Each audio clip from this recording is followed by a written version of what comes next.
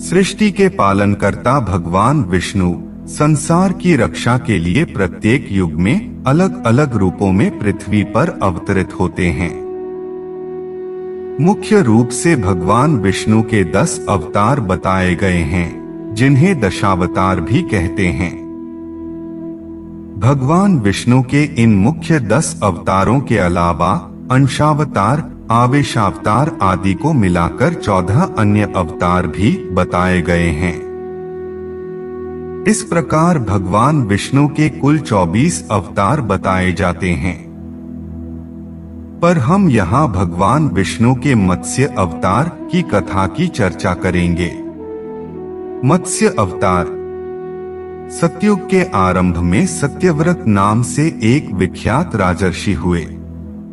राजा सत्यव्रत बड़े क्षमाशील, समस्त श्रेष्ठ गुणों से संपन्न और सुखरुख को समान समझने वाले एक वीर पुरुष थे। वे पुत्र को राज्यभार सौंपकर स्वयं तपस्या करने वन में चले गए। एक दिन राजर्षि सत्यव्रत नदी में स्नान करके तर्पण कर रहे थे। इतने में ही जल के साथ एक छोटी सी मछली उनके अंजलि में आ गई।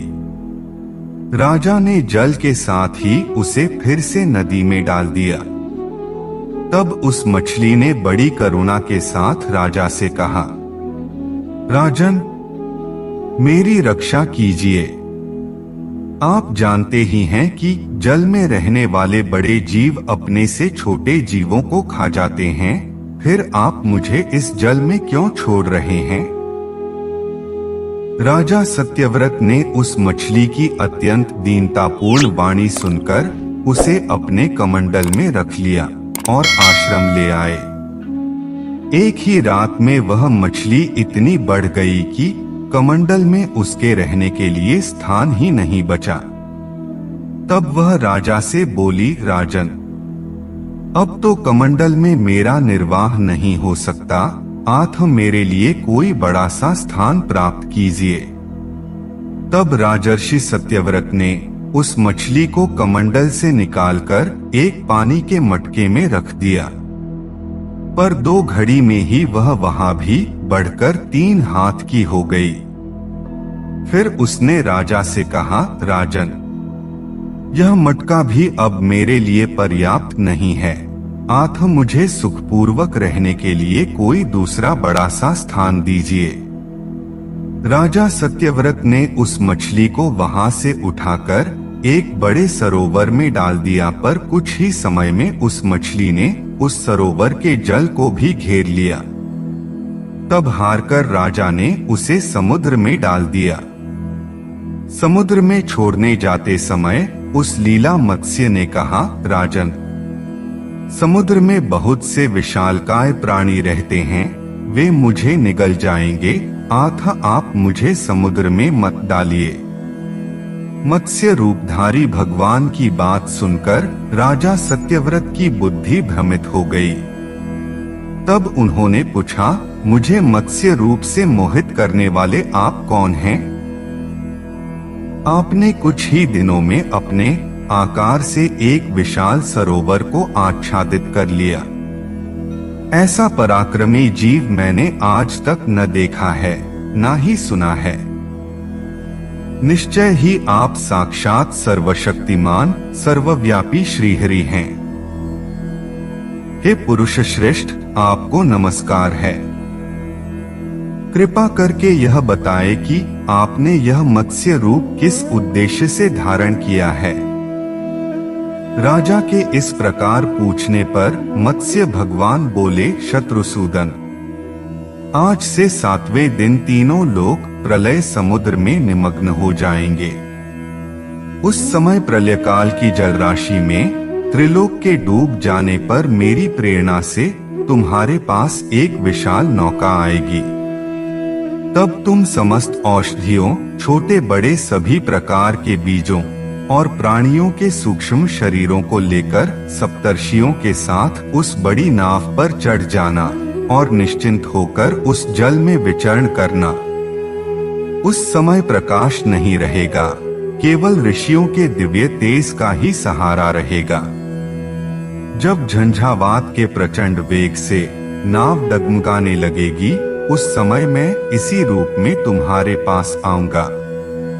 तब तुम वासुकी नाग के द्वारा उस नाव को मेरे सींग में बांध देना।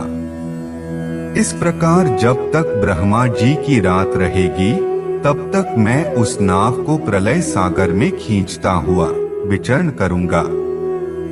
उस समय तुम्हारे प्रश्न करने पर मैं उनका उत्तर दूंगा, जिनसे मेरी महिमा तुम्हारे हृदय में प्रस्फुटित हो जाएगी। यह कहकर मत्स्य भगवान अंतर्ध्यान हो गए। राजर्षि सत्यव्रत भगवान के बताए हुए उस काल की प्रतीक्षा करने लगे।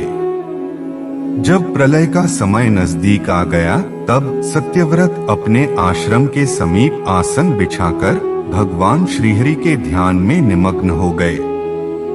इतने में ही राजा ने देखा कि समुद्र अपनी मर्यादा भंग करके चारों ओर से पृथ्वी को डुबाता हुआ बढ़ रहा है, और उसी समय काले मेघ समस्त आकाश को आच्छादित करके भयंकर वर्षा करने लगे।